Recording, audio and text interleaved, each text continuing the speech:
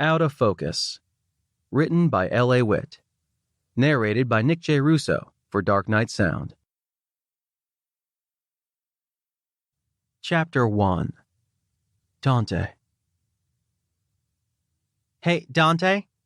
Phoebe's voice was tinny over my Bluetooth headset.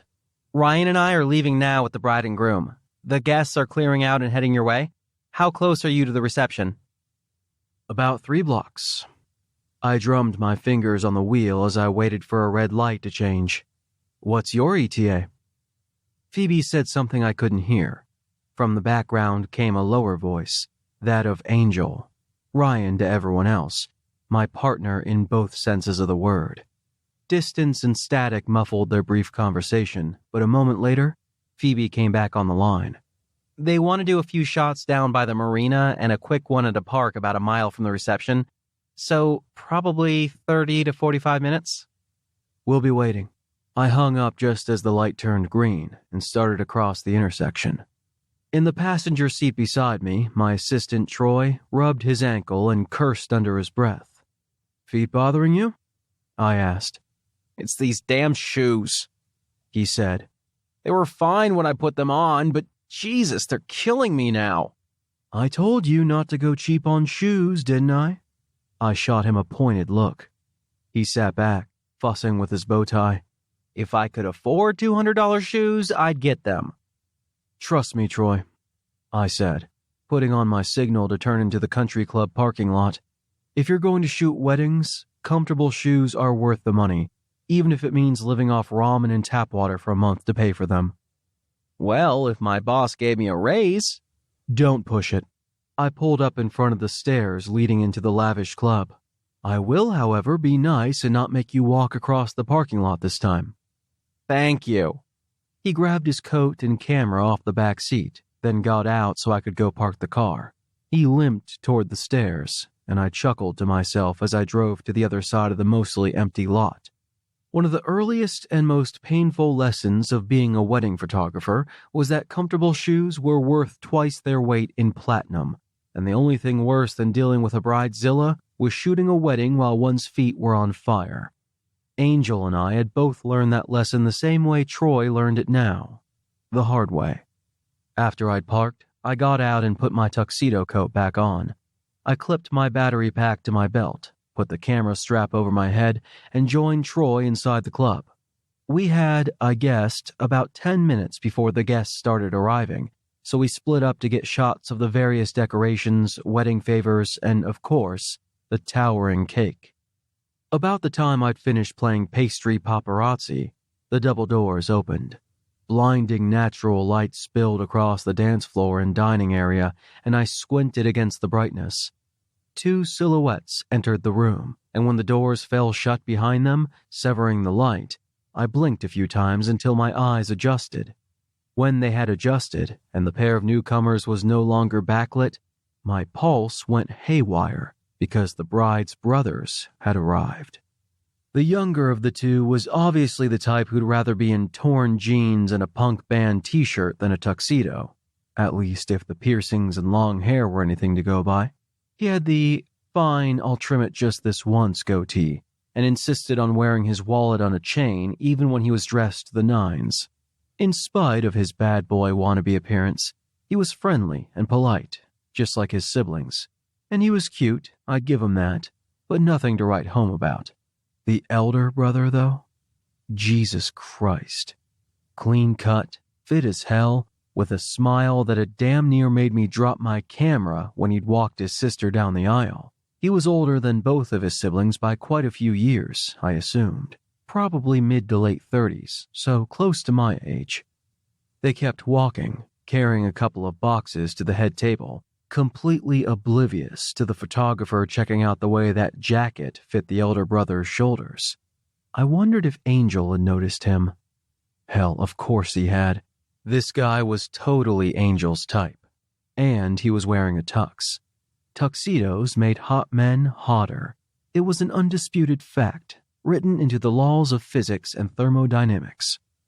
I shook my head and went back to making sure every last ribbon and petal had been documented for posterity. About 10 minutes later, my cell phone vibrated. I pulled it off my belt, and Angel's name came up on the caller ID. Keeping my voice low, I said, "Hey, we're pulling off the freeway right now," he said. "This limo driver thinks he's Mario fucking Andretti, so we'll be there shortly. Can you keep up with him?" Angel clicked his tongue. "Can I keep up with him? Please." "Just don't kill anyone, would you?" I said with a laugh. "No promises." Typical Angel. Rolling my eyes, I said, "See you when you get here." "Be there in a few." I clipped my phone back to my belt and flagged Troy down. With him limping behind me, I went outside to wait for the limo.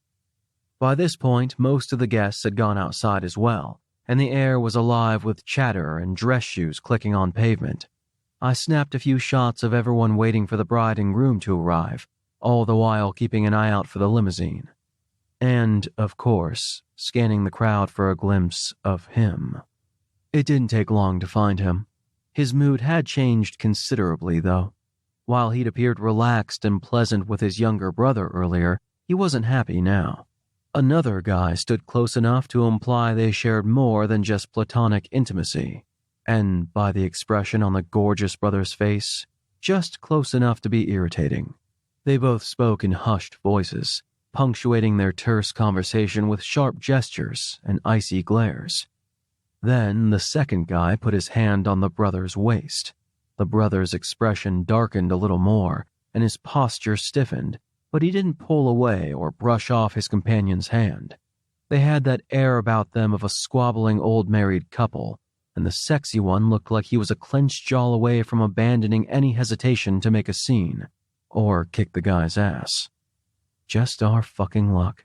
He was gay but taken, even if he wasn't too thrilled with his current circumstances. It certainly wasn't my place to get involved, but this guy was supposed to be enjoying his sister's wedding, and wedding photographers had tricks up our sleeves for subtly diffusing situations before they erupted into bigger problems. It was up to him if he wanted to take the bait. Approaching like I was completely oblivious to their heated conversation, I said, "You're Jennifer's brother, right?" He blinked in surprise. Then he cleared his throat and shifted his weight. Yeah. Yeah, I am." He extended a hand. "Jordan Steele." I shook it. "Dante James." I gestured over my shoulder. "Listen, any chance I could get you to rope a few people into keeping everyone back a little when the bride and groom get out of the car? I don't like to make a huge deal out of it, but sometimes guests get a little overexcited and crowd them." Jordan shrugged. "Yeah, sure." "Why don't you talk to the ushers about it?" His companion said through gritted teeth, narrowing his eyes at me. Jordan put a hand up. "It's fine." They exchanged icy glares, and he added, "We'll finish this later, okay?" "Fine," came the terse reply, and the companion stormed off. I couldn't help noticing the relieved breath Jordan released. He rolled his shoulders and tilted his head sharply to one side, as if to ease some tension. To me, he said, "Sorry about all that." "It's all right." I smiled. "Sorry I interrupted your conversation." He gave a quiet laugh, and his eyes darted in the direction the other had gone, then back to me. "Don't worry about it." Our eyes met briefly, and I thought there was something else on the tip of his tongue, but he dropped his gaze and nodded toward the group of guests. "So, what was it you needed me to do again?" "What? Oh, right." I gestured in the same direction. "Just, keep everyone from mobbing your sister when she gets out of the car." "Hey, what else is a big brother for?" He looked around. "And if I can find my baby brother, he can help too." I nodded past him. "I think he's chatting up a couple of bridesmaids." Jordan glanced in the direction I'd indicated, then chuckled. "Why am I not surprised? I'll go grab him." "Good, thanks. Sounds like the bride and groom should be here shortly." We exchanged smiles. God almighty, his smile was as sexy as it was shy. If there'd been more confidence behind it just then, I might have needed medical attention. Then he left to pry his younger brother away from the bridesmaids. Moments later, Angel's car turned into the parking lot. The limo was behind him, but didn't turn, probably circling the block to give Angel time to get out of the car and get his camera pointed in the right direction. Considerate driver. There needed to be more of those in this business. Angel took off his sunglasses as he stepped out of his car, and my pulse was once again all over the place. I couldn't count how many weddings we'd done over the years. Well into the triple digits, I was sure, and my heart still fluttered whenever I saw that man in a tux. It was no wonder we always had scorching hot sex after shooting a wedding, even when we were exhausted. Oh, wasn't I the very picture of professionalism today? Ogling the bride's brother and my own boyfriend to the point of distraction. Such was an occupational hazard when my job required me to be around beautiful men in tuxedos, I supposed. God, I love this job. Jacket draped over his arm, he joined me on the curb. Mind holding this for me? He held his camera out. No problem. I took the camera so he could straighten his cummerbund and pull his jacket around his shoulders. He shrugged a few times and fussed with the lapels, then tugged the ends of his hair out from under his collar. Once he was apparently satisfied, he put his arms out and thrust his shoulders back. How do I look? How did he look indeed? His dyed black hair was almost darker than his jacket, emphasizing his fair skin and blue eyes, and he was, as always, gorgeous. I grinned and spoke just loud enough for him to hear me. You look like it's going to be a long night tonight. Angel winked and took the camera back. Good. Then all's working according to plan. He searched the crowd of guests. Where the hell did Phoebe go? Over there. Probably wants to get some shots of the limo arriving. Ah, that's my girl. He beamed. Creative kid. I'm getting spoiled having an assistant like that. We could always trade. He snorted. Yeah, I don't think so. Come on, Troy's good.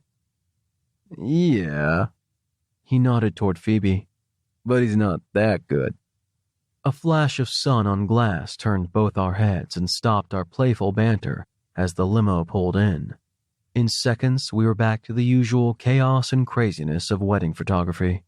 Dodging people, trying to get every shot as the bride and groom got out of the car and went inside. Then it was receiving lines and the DJ announcing every member of the wedding party and at least half a dozen guests who insisted we needed to get shots of their children in their adorable suits and dresses. Eventually, everyone was herded toward the buffet line, and things died down once again. How are you doing on batteries? Angel checked his own battery pack. I pulled my jacket back enough to look at my pack. This one's getting low, but I still have 2 fully charged. He nodded. What about Troy? He changed his out when we got here. What about memory? Still have 6 untouched 4 gig cards. I put a hand on his arm, resisting the urge to make a reassuring gesture into an affectionate one. Relax, we're good. Angel started to speak again, but Jennifer appeared and grabbed us both by the elbows. Come on, you two, take a break. Eat. Before either of us could protest, she shook her head. Don't argue. I paid for all 4 of you to have plates, and you're damn well going to use them. Angel laughed. Well, I'm certainly not going to argue with that. She showed us to a table that had been reserved for the 4 of us. Phoebe, Angel, and I left Troy to babysit our cameras while he rested his sore feet, and we went to get food. Brides like Jennifer were the best. Saints, really. They understood the need for people, even lowly beings such as wedding photographers, to eat. As it was, we had the advantage of enough manpower for any one of us to take a break if needed, a luxury solo photographers didn't have. Still, there were plenty of clients who made sure they got their money's worth, running all of us ragged until the reception finally ended at some ungodly hour, and we drove off in search of the nearest fast food joint. Jennifer had been sweet and gracious from the beginning, though. Anything you guys need, just say so, she'd said when we arrived this morning. Water, someone to help you out, anything. How about your brother's phone number? Right, like that would happen. With a plate for me and one for Troy, I returned to the table. Angel and Phoebe joined us, and we spent a little while eating and relaxing, just shooting the breeze. No discussion of the rest of the reception or where we all needed to be for the cake cutting or bouquet toss, or Angel's obsessive need to make sure everyone had enough batteries and memory cards. The 2 of us may have been workaholics, but even we could turn it off long enough to inhale some food. Angel laid his napkin beside his empty plate and sat back, drink in hand.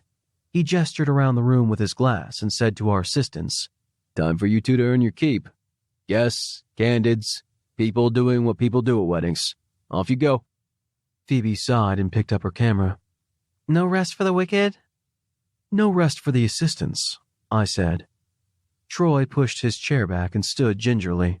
I suppose saying I have 3 blisters on my left foot won't get me out of it. Angel set his drink down. If anything, it'll make me send you outside to run laps around the parking lot so you never ever forget to wear comfortable shoes to a wedding. Troy looked at Phoebe. How do you put up with him? She shrugged. I wear comfortable shoes. He stays off my ass. Troy muttered something as he put his camera strap over his head. Then the two of them wandered off to do our bidding. Once we were alone, I slid my hand onto Angel's knee under the table. As he often did, he'd been tapping his foot against the chair leg, but he's still beneath my hand. You get a look at the brother of the bride? I asked. He whistled, sliding his hand over mine. Oh, God, yes. I got several looks at him. You and me both. I shook my head. That man is liquid distraction. No shit. He ran his thumb back and forth along my wrist. Imagine how I felt, trying to focus on the bride when I had that standing there being all gorgeous and entirely too dressed. Too dressed? I glanced in Jordan's direction, then turned back to Angel. He's in a tux. I know. He shrugged. You should be naked in our bed. I chuckled. Pity he's already got someone. Seriously? Angel released a sharp huff of breath. The good ones always do, don't they? It's a crime, I'm telling you. He clicked his tongue. And his other half probably doesn't share either. I don't know. I didn't ask.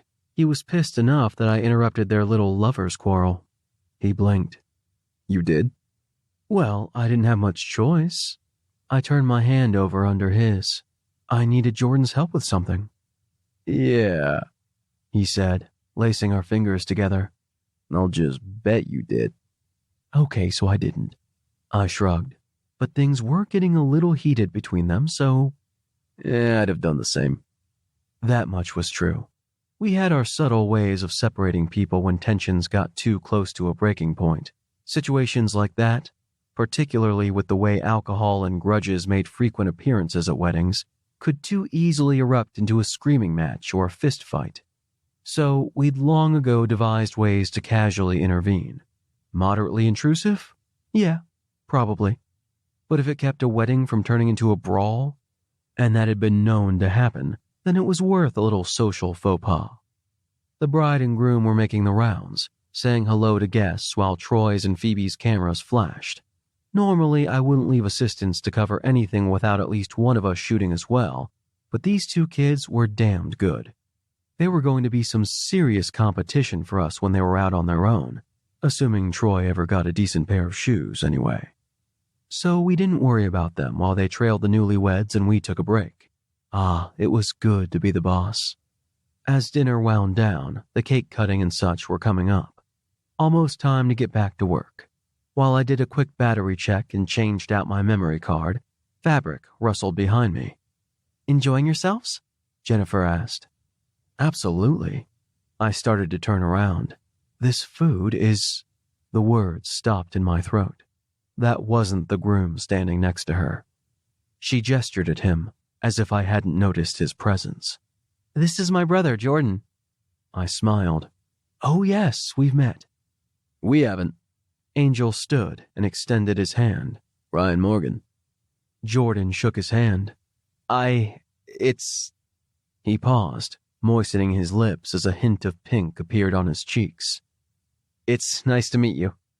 To her brother, Jennifer said, I need to go pretend to like my in-laws, so I'll leave you alone with them. He chuckled. Okay, thanks. She picked up her skirt and headed back towards some of the other tables.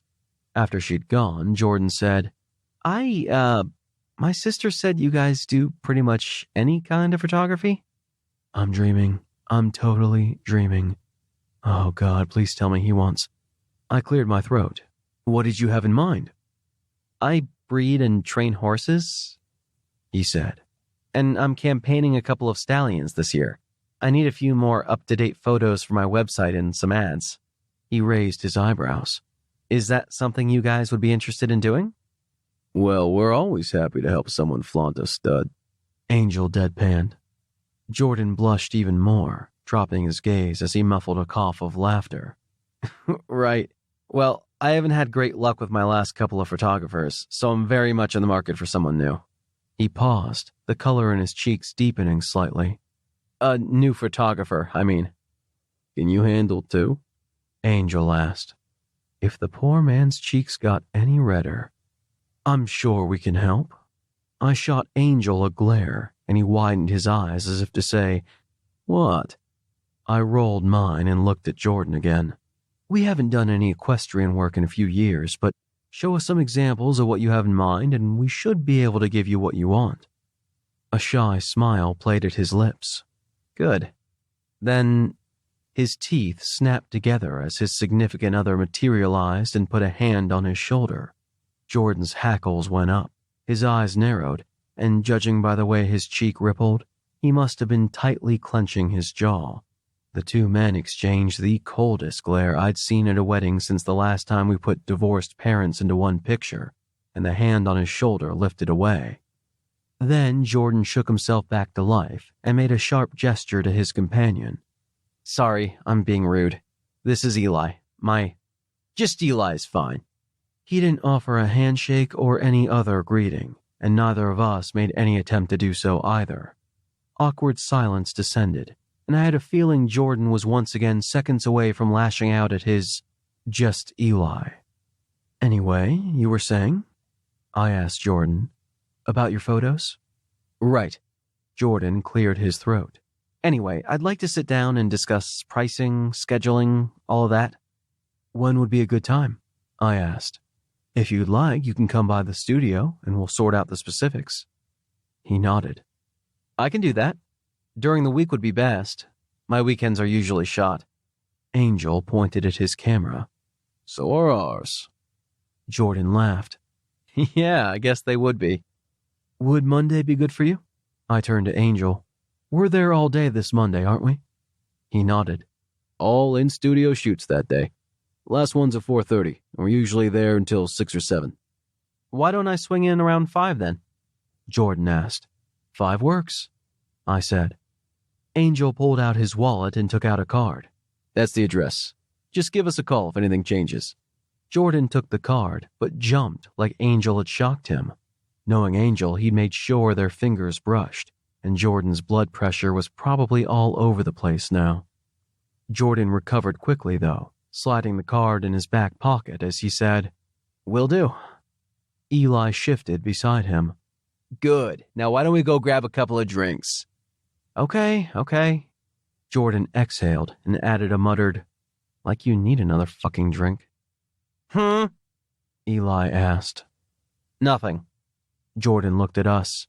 I'll see you guys on Monday. Thanks. Not a problem, I said. See you then. We watched the happy couple wander toward the bar, with a good arm's length of frosty distance between them. You know, Angel said, I take back what I said earlier about it being a crime that a man like that is taken. Oh? Yeah. He turned back toward the table and picked up his glass. It's a crime a man like that is taken by a douchebag like that.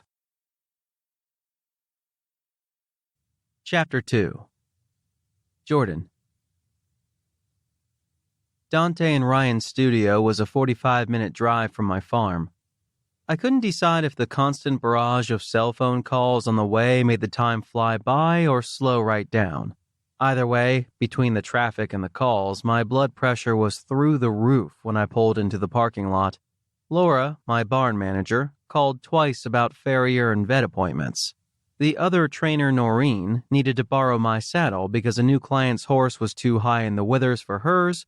Oh, and by the way, Bravado kicked 2 more boards off the fence in his paddock. Such was life in this business, of course. I parked in front of the studio, and just when I'd kicked off the engine, my phone rang again. I closed my eyes and groaned. Not because it was yet another fucking call, but because that specific ringtone always made my teeth grind. Sighing, I picked up the phone and clicked it on so the call would go to my headset. Hey, sexy. Eli actually sounded like he was in a good mood. That was promising enough for me to ignore his irritating attempt to be flirty. "What's up?" I asked. Just wanted to let you know the interview went well. She seemed pretty impressed, and she'll be calling tomorrow if they want to have me back for a second interview." "Oh, thank God. That's great. Well, good luck." "The pay's better than I thought, too." "Please get this job. How is it compared to what you were getting before?" "Almost $4 an hour more." "Holy shit, that's awesome. Please get this job. Please get this job. Please get this job." "I know, it's great." He paused. "So, Listen, I gotta go." I took the key out of the ignition and unbuckled my seatbelt. "We can talk about it more when I get home." "What time will you be home?" I rolled my eyes, even though he couldn't see me. "I don't know for sure. I told you I'm in town to meet with those photographers we met at Jenny's wedding." "Oh, right," he muttered. "Them. Well, I'll see you when you get home then. But before you go, Eli, my battery's dying." Fidgeting in the driver's seat, I glanced at the studio doors. "I have to go." "Don't you ever charge that thing?" "Yes, but I use it almost constantly. I'll see you when I get home." "See you in a few." After we'd hung up, without a forced "I love you" this time, thank God, I swore under my breath. I changed my phone to vibrate, pretending not to notice the battery indicator, which showed 3/4 full. I could have sworn there was a time when we actually liked talking to each other. Oh well, those days were long gone, and the only thing I wanted to hear from him now was, "I've got a job, I've got an apartment, and I'll be out of your house by the end of the month." That day just couldn't get here fast enough. I got out of the car, shoved the phone and keys into my pocket, and went into the studio. The lobby was small, but they'd certainly used the space well. Toward the back, 2 desks flanked another desk where a brunette receptionist currently spoke on the phone. The front half of the lobby had a few chairs and a coffee table on which someone had fanned several leather-bound portfolios. Framed portraits of everyone from brides to athletes lined the left and back walls. Along the right, landscapes, abstract images, and various print ads that prominently featured sharp, colorful photos of different products. The brunette receptionist hung up the phone. "Sorry about that. Can I help you?" "Yeah, I had an appointment with Dante and Ryan." I paused. "Name's Jordan Steele." She checked something on the spiral-bound book on her desk, then nodded. "I'll let them know you're here. They're still in their last shoot for the day." "No rush." I shrugged. "I'm early." Pushing her chair back, she smiled. "I'll be right back. Have a seat." I sat in one of the chairs while she disappeared through a side door. While she was gone, I kept looking around the room, trying not to drum my fingers on the armrest. It wasn't that I was nervous about consulting with photographers. I'd done this a million times, and it didn't make me bat an eye. It was them. Ever since my sister's wedding, I hadn't been able to stop thinking about them. Either of them. It had been bad enough trying to maintain some semblance of dignity around Ryan all morning long while he'd photographed my family and the wedding party. When the ceremony started, I'd just about gotten the hang of breathing with him around, but I hadn't expected Dante. I damn near tripped over my own feet when I walked Jenny down the aisle. He'd momentarily lowered his camera right when I'd glanced in his direction, and damn. Just damn. They were sexy as hell, each in his own way. Similar in some respects, polar opposite in others. Both had sharp, angular features, though Dante's were a little smoother. Both had blue eyes. Dante's were a more vivid blue, but Ryan's were intense, the kind that could see right through someone. Dante's platinum blonde hair was short and meticulously spiked. Ryan's was ink black, though I couldn't decide if it was natural or dyed, and dipped just past his collar. I curled my fingers around the end of the armrest, fantasizing for the millionth time about running my fingers through his hair. The receptionist came back in, startling me back into the present. "They probably won't be more than 15 minutes. "I can wait." She smiled and took her seat behind her desk again. Her fingers clattered across the keyboard, and my thoughts drifted back to the 2 men in the other room. It didn't help that Jenny had told me she was almost certain they were not only gay, but together. Didn't it just figure the sexiest two men I'd encountered in a long time were both taken? By each other. Bastards. To pacify my mind and give myself something else to think about, I leaned forward and looked at the portfolios on the table. Each was a different color and labeled according to content. Bridal, landscape, commercial, senior portrait. I picked up the one marked landscape. Flipping through it, I could definitely see how these guys made their living with their cameras. Besides being visually stunning, there were several notations that this or that photo had won prestigious-sounding awards. A few images were marked National Geographic. Ryan and Dante were also obviously quite well-traveled. I couldn't identify all the exotic monuments, landforms, and cities, but I recognized shots of Easter Island, St. Basil's Cathedral, and in the background of a photo of a little boy hand-feeding a camel, the pyramids of Giza. I wonder if they went to all those places together. I shivered.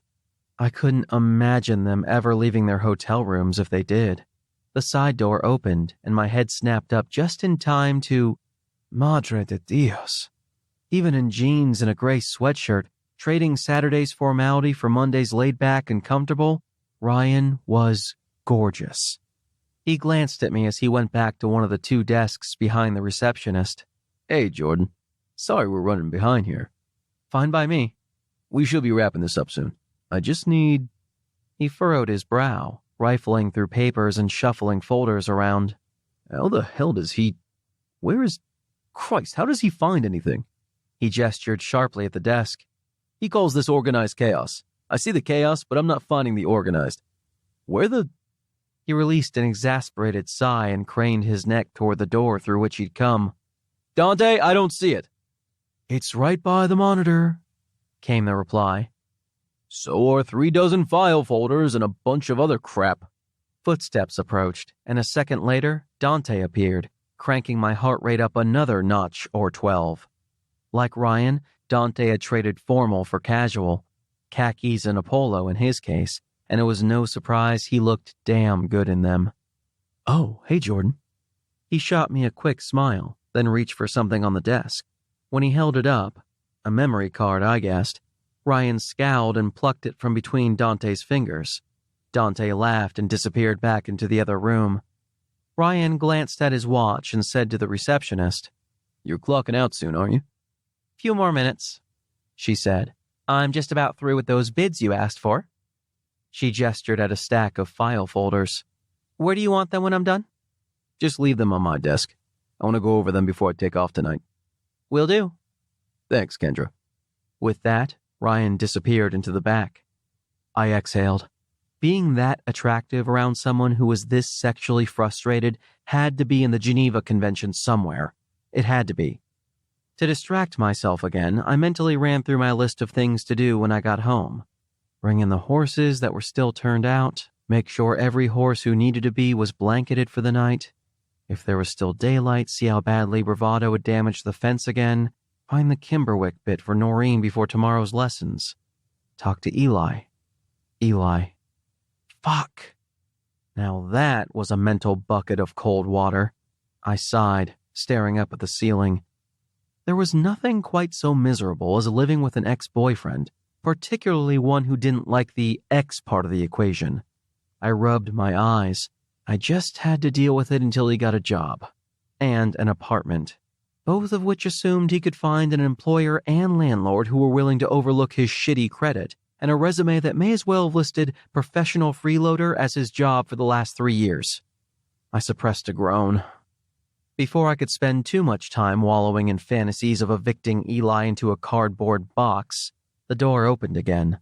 Dante came back into the room, and all the thoughts my irritating ex had scrubbed from my brain came flooding right back. I was honestly starting to wonder if Ryan and Dante were both constitutionally incapable of looking like hell. They probably looked perfect from the moment they got out of the bed in the morning, when they'd be disheveled and... Yeah, don't need to follow that particular train of thought just now.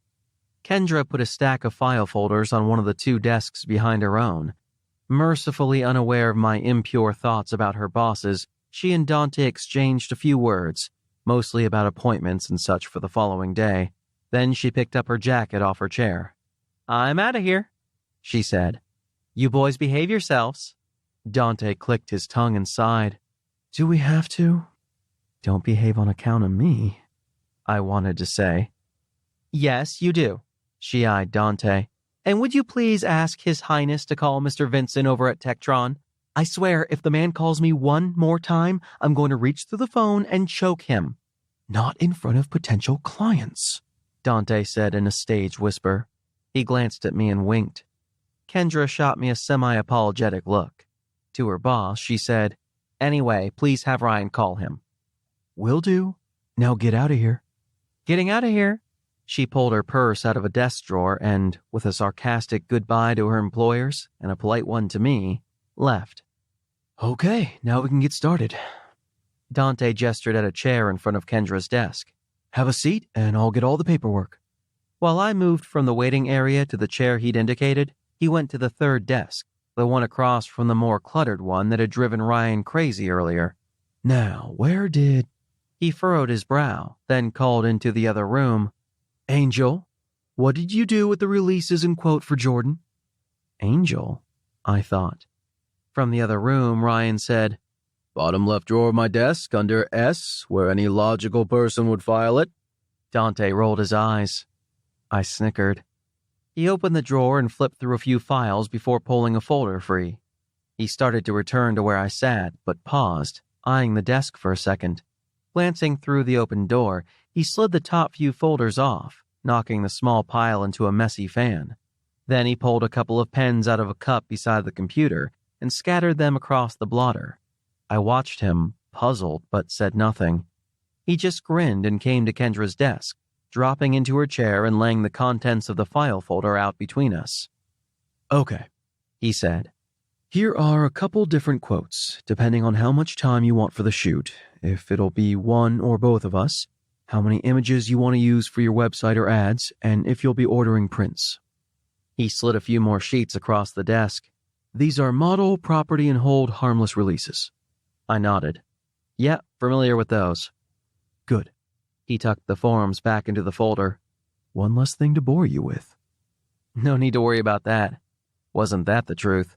This may have been dull, monotonous business conversation, but he could have been reading the phone book aloud, and his smooth voice would have kept me enraptured. About that time, Ryan came back into the lobby, this time with a pair of female models in tow. The redhead batted her eyes. "Sorry we kept you guys so long." Ryan chuckled. "Don't worry about it. We'll give you a call sometime next week when your pictures are ready." "Awesome.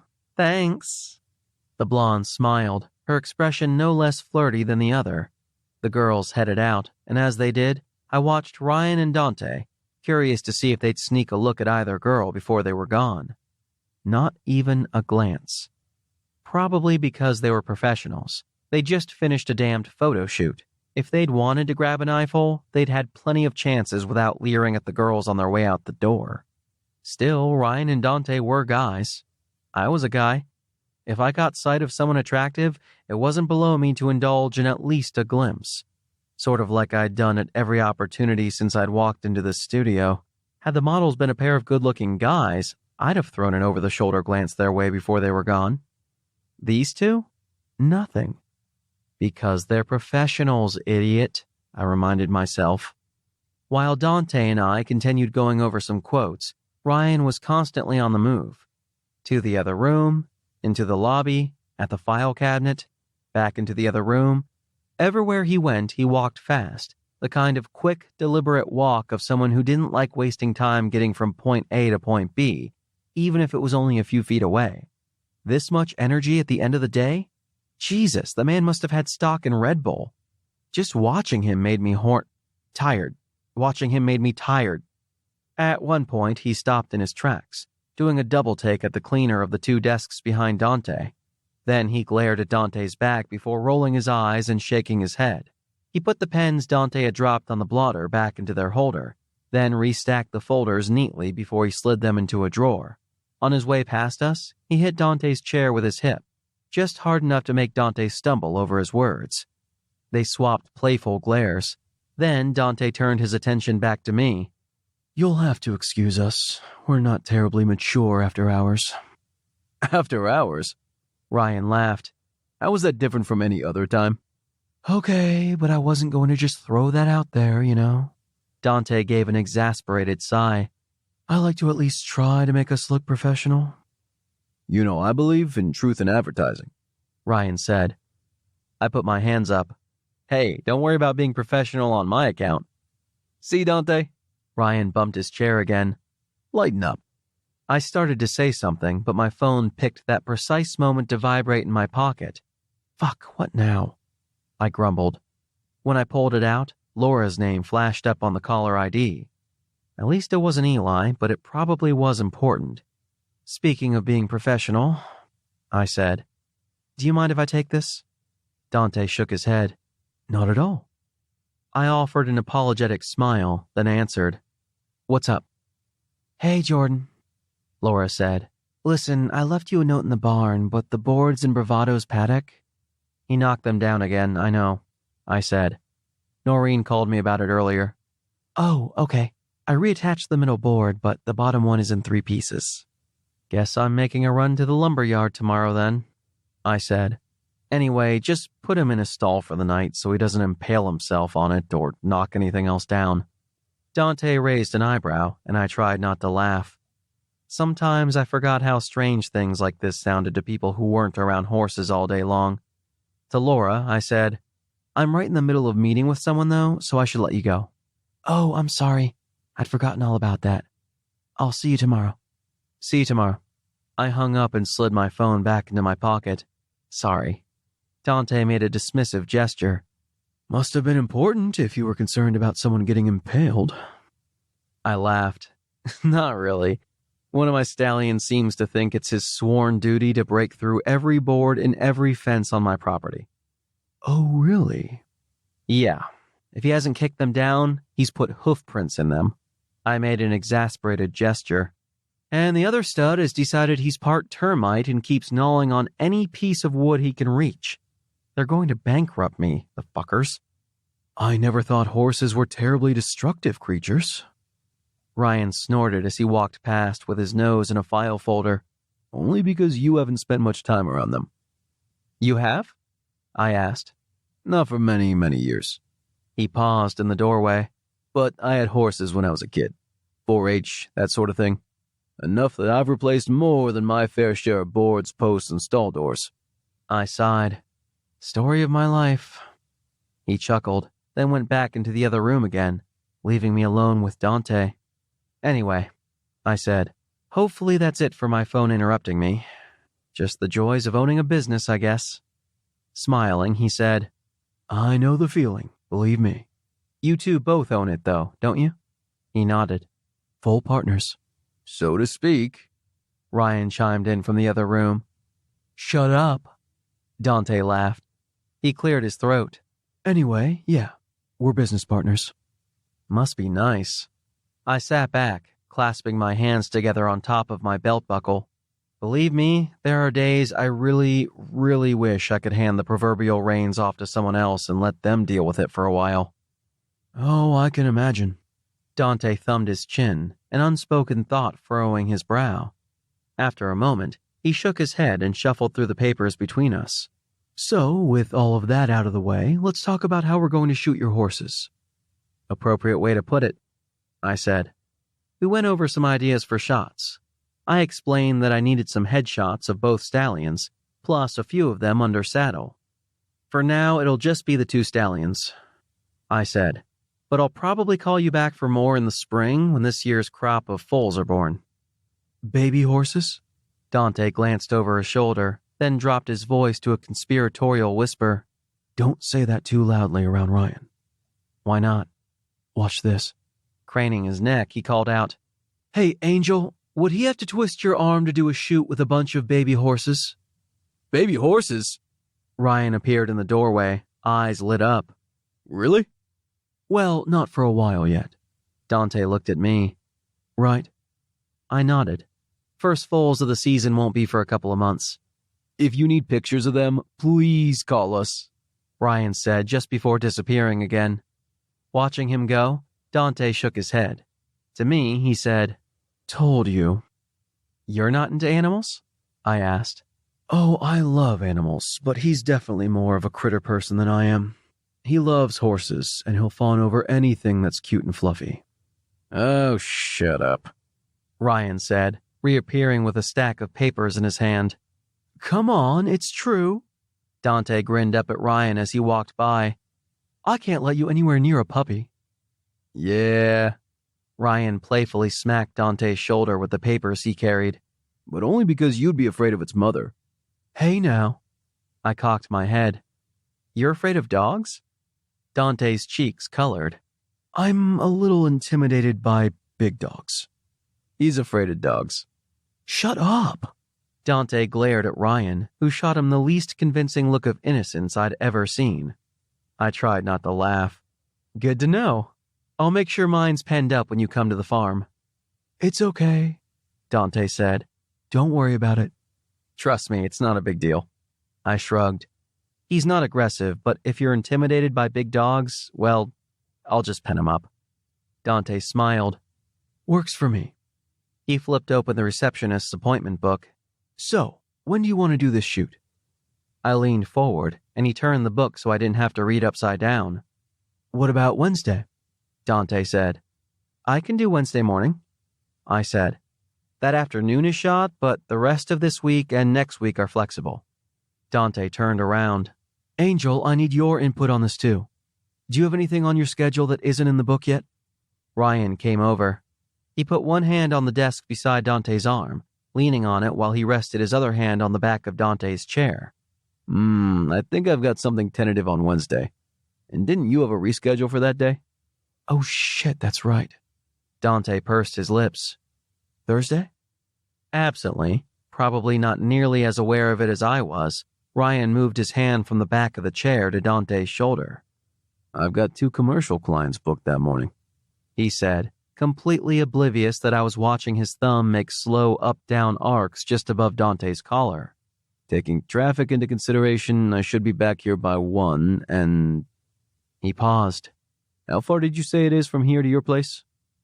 I jumped, forcing myself to focus on the calendar and not that down-up-down caress.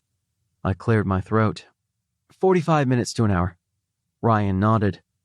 Maybe we could aim for 2:30 then? That'll give us enough time, don't you think? That works. Dante raised his eyebrows at me. Work for you? Yeah, that'll be fine. We'll mark it down then. Dante grabbed a pen out of the holder. He uncapped it, but Ryan put his hand over the blank on the calendar. He pulled another pen out of the holder and held it out to Dante.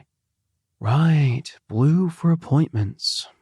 Dante rolled his eyes and took the pen. How could I forget? As he wrote my name and the time on the calendar, I peered at the other blanks. Sure enough, there was a definite color scheme. Appointments in blue, consults in red, employee days off in black. With my appointment on the calendar, in blue of course, Dante closed the book and extended his hand. Guess we'll see you on Thursday. I shook his hand. Looking forward to it. When I shook Ryan's hand, I tried to tell myself the warmth in his palm was his own body heat, not Dante's, but at least one part of my mind didn't want to hear it. Once politeness, formalities, and a little small talk were taken care of, I headed for the door. I surreptitiously watched their reflections in the window. Dante looked. So did Ryan. I kept walking, and my heart kept thundering. Outside, I got in my car. I turned on the engine, but before I shifted into reverse, I paused for a minute to collect my thoughts. Occasional meetings like this were part of my job, and I had never left one with blood pounding in my ears and my body damn near twitching from tension that needed to be relieved, like now. I sighed and rubbed my eyes. Yeah, they'd looked. Damn the luck. Ryan and Dante were gorgeous, gay, and together. And I got to go home to Eli. Fuck my life. Chapter 3. Angel.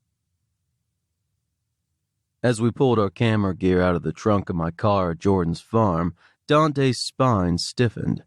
I was about to ask what was wrong, but then I heard, between deep, loud barks, gravel scattering under what must have been huge paws. I turned, and a German shepherd loped toward us, kicking up dust and rocks. Oh, fuck. Dante and a large dog. Always a good combination. I stepped around him, figuring the dog wasn't aggressive if it was loose like this, even if there had been a "Beware of Dog" sign on the gate. Then a sharp voice came from behind us. Sasha, no! The dog skidded to a halt, spraying gravel as it did. I looked the other direction. Jordan was on his way up the path from the barn. He snapped his fingers. Sasha, come! More rocks flew as the dog scrambled to his master's side. Beside me, Dante exhaled. I put my hand on the small of his back. Jordan scratched the dog's ears and murmured, "Good boy." To us, he said, Sorry about that. I thought Eli put him in his kennel. Don't worry about it, Dante said. I'm guessing he's friendly? Oh God, yes. Jordan looked down at the shepherd. You'd sooner lick someone to death than bite them, wouldn't you? The dog just panted and wagged his tail, kicking up more dust. To Dante, Jordan said, I can put him up if you'd be more comfortable, though. Dante shook his head. It's okay. You sure? Yeah, it's fine. Okay, well, let's go shoot some horses then. Jordan grinned.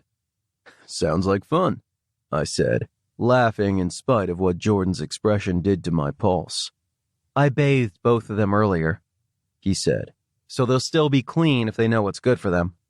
Bathed? Dante asked, pulling his camera bag onto his shoulders. How the hell do you bathe a horse? Okay, maybe showering would be a more apt description. Jordan chuckled. Either way, they're clean. I closed the trunk, and we followed Jordan toward the barn. On the way down the path, I took in a long, deep breath through my nose. Just the smell of the farm took me back. Cedar bedding, alfalfa, even that familiar musty scent of dust and cobwebs. All it needed was some beauty bark to send my mind right back to my horse show days, and I hadn't realized how much I'd missed this environment until now. A calico cat trotted past us, eyeing the dog the same way Dante had. I stopped and knelt, holding out my hand, and the cat approached me cautiously. She sniffed my outstretched fingers, then must have decided I wasn't a threat, because she rubbed her head on the back of my hand. She couldn't have been an exclusively outdoor cat. She was much too glossy to live in the rafters, too well fed to subsist on mice. You have the best of both worlds, don't you? I scratched her back and she started purring up a storm. Spoiled much? Hey, Dr. Doolittle. Dante's voice came from farther down the barn aisle. We're here for the other critters. You can pet the kitty later. Yeah, shut up. I scratched the cat's back once more, then got up and kept walking. About the time I'd caught up, Jordan stepped out of a stall leading one of the horses. I assumed it was a horse anyway. From about the knees down, it was obviously equine, but aside from that, the rest of the body, except the eyes and muzzle, were covered by a dusty red blanket and matching spandex hood. This, Jordan said, dropping the lead rope to the cement, is Arturo. He didn't bother tying the horse, just left the lead rope on the ground and went about undoing the straps on the blanket. He pulled off the blanket, and the dangling buckles banged and clanged as he draped it over the stall door. Then he peeled off the hood, and the horse shook himself hard enough his hoofs slid on the cement. And wow, what a gorgeous animal. Solid bay, not a fleck of white to be seen. He was probably a good 16 hands, maybe a little more, and quite a bit lankier than the quarter horses I'd grown up on. I held out my hand, and the stallion sniffed it, feeling around with his upper lip in case I had any treats. What breed? Morgan. Jordan ran a soft brush over the horse's back, then patted his neck. Really? I didn't think they got this big. Some do. You should have seen his sire. Jordan smoothed a few wayward strands in Arturo's mane. I swear to God, the fucker was pushing 17 hands. Damn. I stroked Arturo's face, gently nudging him away when he tried to chew my belt. My sister had one years ago that was barely a pony. Yeah, that's not unusual. I glanced at Dante. His eyebrows were up, an invisible question mark dangling over his head. We both laughed, and he shook his head. I was just as clueless whenever he talked to classic car owners, so we were pretty much even. A Morgan, huh? He said. Shouldn't be hard for you to remember that. I sniffed indignantly. Like I'd forget a horse's breed even if it wasn't also my name. True, Dante said. God forbid you forget such an important detail. I glared at him but couldn't keep a straight face any more than he could. Jordan picked up the lead rope again. Ready? He asked us. Whenever you are, Dante said. Jordan opened his mouth as if to speak, but whatever it was he thought to say, he let it go. He gestured for us to follow him and led the horse toward one end of the aisle. The otherwise quiet barn came alive with the rhythmic clunk of hoofs and the clatter of the dog's claws on the cement in between our footsteps. Outside, gravel crunched beneath everyone's feet as Jordan led us past the covered arena to a larger open-air one on the other side. Good. The lighting would be better out here. It was an overcast day, which was perfect, and we could rely on soft, diffused natural light instead of direct sun or flashes. In the outdoor arena, Jordan stopped. Pointing toward the gate, he said to his dog, Sasha, lay down. Immediately, the shepherd went to the gate, circled a few times, and flopped down in the dirt. Jordan praised him, then nodded at the horse. I just want to get some headshots and standing shots of this one. Nothing under saddle or in action? I asked. Not this time. Jordan adjusted the stallion's halter. He was limping a bit yesterday and this morning, so I don't want to push him. Is he okay? I asked. He's fine. Jordan stroked Arturo's face. Just an old injury that comes back to bite him once in a while, so I take it easy with him when it flares up. Well, whatever you want to do is fine with us, Dante said. I took off my lens cap. We're ready when you are. Jordan pulled a red and white peppermint candy out of his pocket and crinkled the wrapper. Arturo's ears immediately pricked up. Jordan held it just out of the horse's reach, encouraging him to stretch his neck out a little. After a few shots like that, he patted the horse's neck, then fed him the peppermint.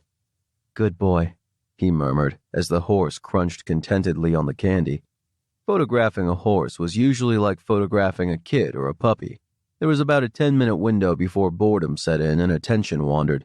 At that point, it became like pulling teeth to get the subject to look at the camera, let alone with any interest. Not Arturo. He was a ham for the camera. Even Dante couldn't help laughing at the way Arturo showed off. I swore the stallion stopped just short of batting his eyes at us. As long as the cameras kept snapping and Jordan kept praising, the horse kept right on posing until Jordan decided it was enough. Okay, camera whore. Jordan patted Arturo's shoulder. That's plenty for one day. To us, he said, I'll go put him away and get the other. Do you guys just want to wait out here? Can do, Dante said. Jordan led the horse out of the arena with Sasha hot on his heels. As soon as they were out of earshot, Dante turned to me. God damn it, that man is hot.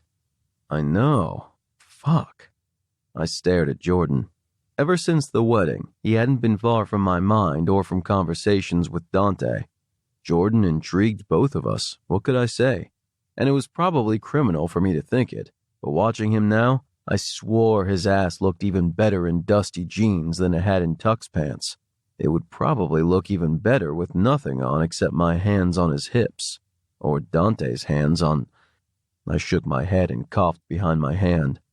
Anyway, I said, turning to Dante, who was clicking through some of his pictures. How are your shots coming out? So far, so good.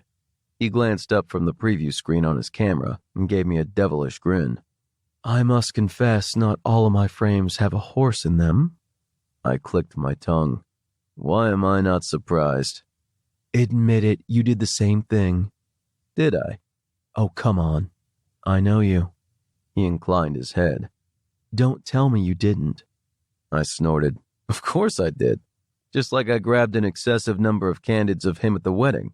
I paused. You know, since he was an important part of the wedding party. And stuff. Dante laughed. That's what I figured. Minutes later, hoofs crunched on gravel behind us. I looked toward the barn. The horse plodding beside Jordan was a bit smaller in stature than Arturo had been, and so dark he was almost black. The lead rope was draped over his withers, and Jordan didn't even bother holding it. He focused on the horse, probably saying something to him, and I smiled to myself. At least I wasn't the only one who carried on conversations with animals. They came into the arena, and when he stopped, the horse did too. No words, no tug at the lead rope, not even a gesture. One halted, and so did the other. Jordan tousled the horse's forelock. This is Bravado. You'd never guess he's Arturo's half-brother, but... I let Bravado sniff my hand. Little brother, apparently. 3 years older, if you can believe it. Just smaller. He patted the horse's shoulder. Come on, kiddo. Let's see what you've got. Jordan set him up in the same pose as he'd put Arturo through. Bravado wasn't quite as enamored of the camera as his brother, but he patiently did as he was told. He put his ears up when Jordan crinkled candy wrappers, turned his head, stretched his neck, whatever his trainer asked him to do. I want to get a few of this guy in action, Jordan said. Are you guys comfortable with him being loose in here? I looked at Dante, eyebrows raised. He shrugged, but I didn't miss the slight bob of his Adam's apple. I tilted my head in a silent, "Are you sure?" He nodded.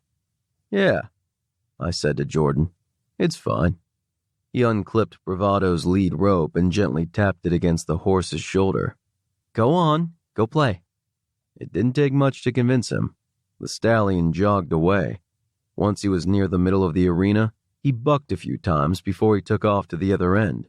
There he skidded to a halt, narrowly avoiding crashing into the fence, then turned around and came back toward us.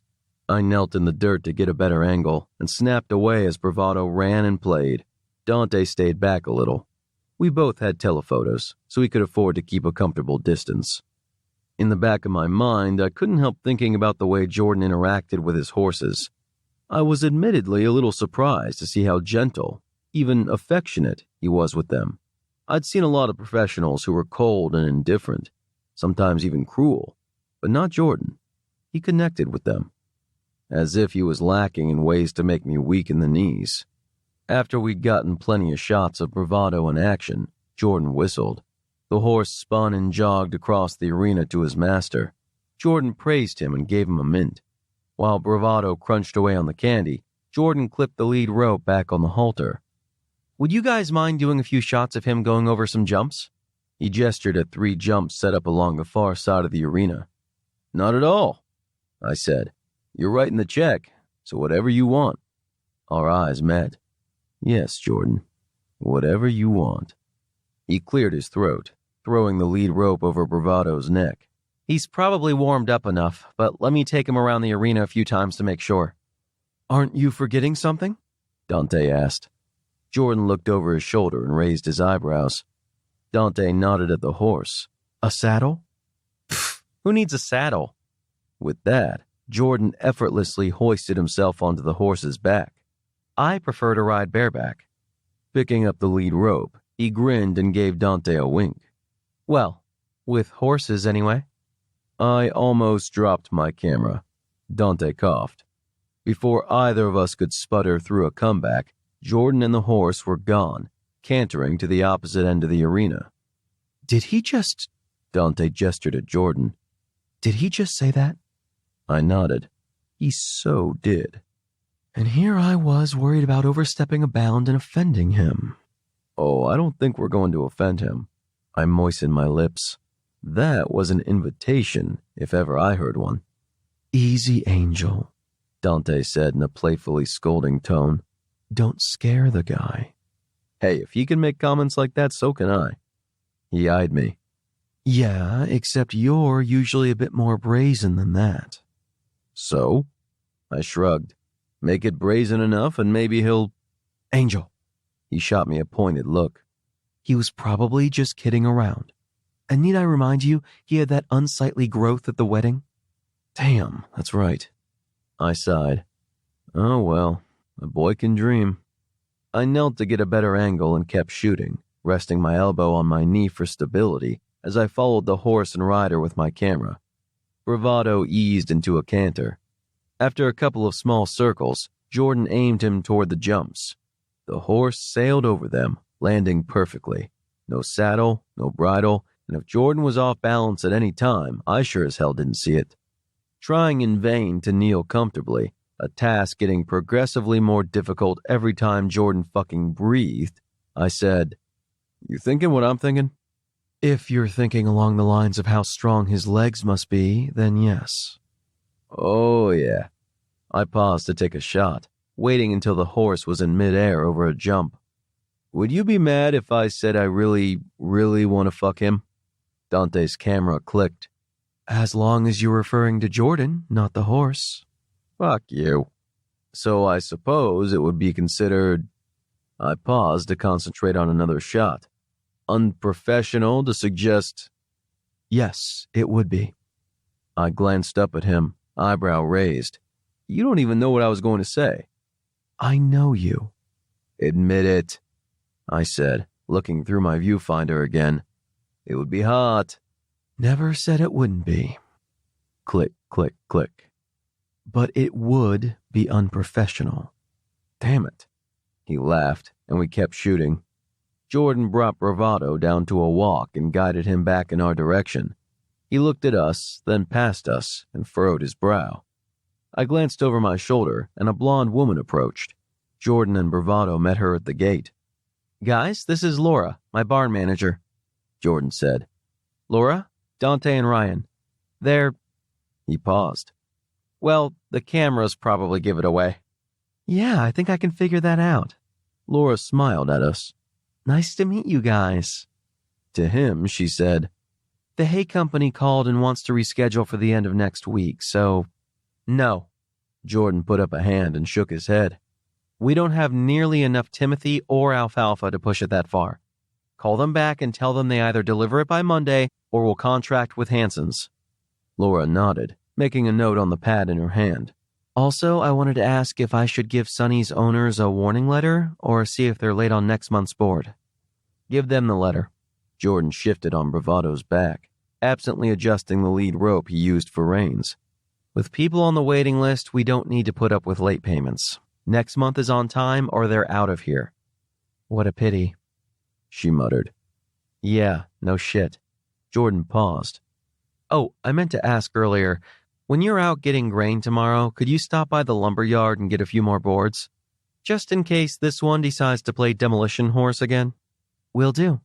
She scribbled something on her notepad. "Anything else?" "No, I think that's it." "Thanks, Laura." "Not a problem." As she walked away, she turned to us. "Sorry about that. This shit never ends. You know how it goes." "Yeah, we do." A mischievous grin tugged at Dante's lips. "Sounds like you don't take the orders around here, do you?" Without missing a beat, and probably speaking without thinking, he said, "Not nearly often enough, no." His answer sent my heart into my throat. Dante glanced at me, wide-eyed. Jordan quickly cleared his throat. "I mean, like I said, you know how it is. Being the boss.